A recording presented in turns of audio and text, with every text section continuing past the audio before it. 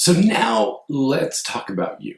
And we are on to the About page and the Contact page, which sometimes are included together on one page. It is very possible to separate them and have two separate pages. It's entirely up to you how you do this. Writing about yourself, I think we can all agree, is never an easy thing to do. What do you include? What don't you include? Etc. When writing your biography, you want to tell people what you do, your experience, and why they should want to work with you. Again, I keep talking about offering or displaying a benefit. Why is it important that someone who's viewing your website, why should they be working with you?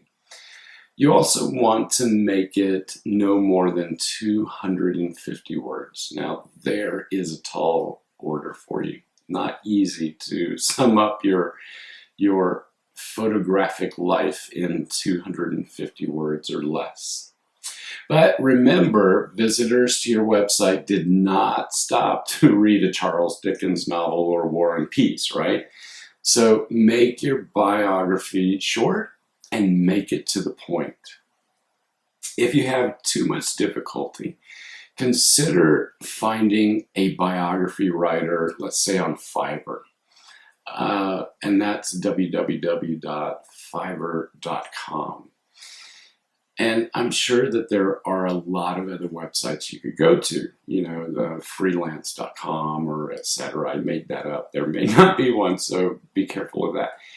The results, let me just say this. I have used Fiverr in the past for a couple of things, and the results might not be perfect, but you can always edit afterward. I did that very same thing, and at least it got me focused and it got me going in the right direction. So consider this if you have some difficulty. You might also consider asking a friend who could put your words into writing and make a very compelling biography. Very possible. So you can see here, this is the biography page on my blog. And it will give a short history, let's say, of what I've been doing. I've gone with the nomads, been in the Himalayas, etc. And then it goes on to talk about the books that I have from TCU Press. And then it goes on to other books that I have, and then a quirky statement at the end. And I also just simply say, contact me, mark@markpaldo.com. With your biography, it's very important that you also include a way that you can be contacted, even if you have a separate contact page.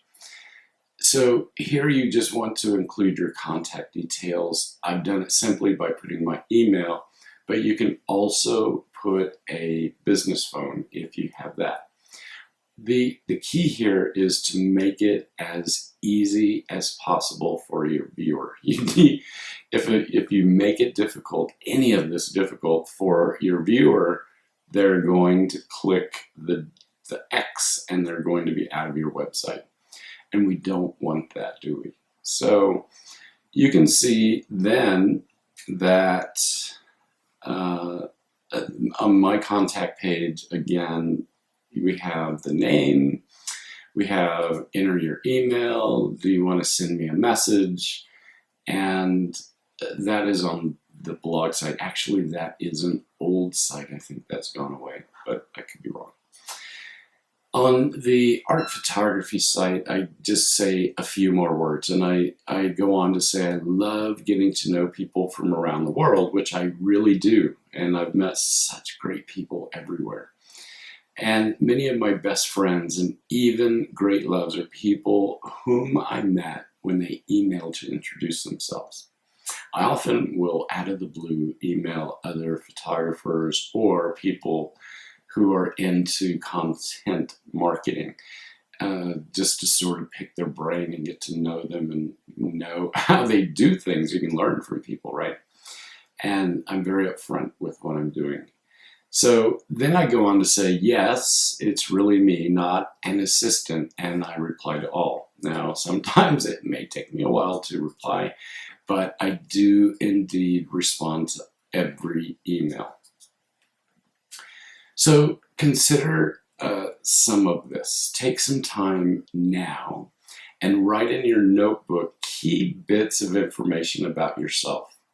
And these are the bits of information that you want your clients to know. Now, you don't have to write a complete biography right this minute, but simply begin an outline. Later, it's going to make writing your biography a lot easier. So when you write your biography, remember that you want to tell them what type of photography you do. You want to tell them why you are better than, not necessarily better than other photographers, but why you should be chosen over another photographer, let's say. And also, how is working with you going to benefit them?